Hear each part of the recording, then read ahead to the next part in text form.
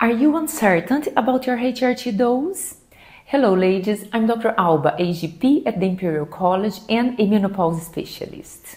In recent years, the awareness about menopause has grown exponentially.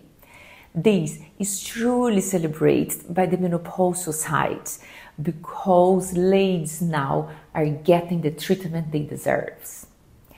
With this progress, we are aware that some ladies might feel uncertain about the dose of the HRT and what is right for you.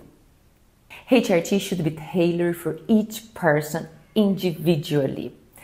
Most ladies will have the symptoms very well controlled on standard doses.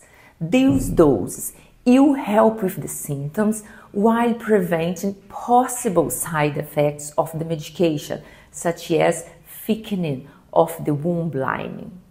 Higher than licensed dose is rarely necessary. In few cases where they might be, such as young ladies with surgical menopause, a detailed discussions about risks and benefits should happen with a menopause specialist. We have made an amazing progress raising awareness about menopause. It's so important that we keep moving forward in a safe way, following evidence-based medicine.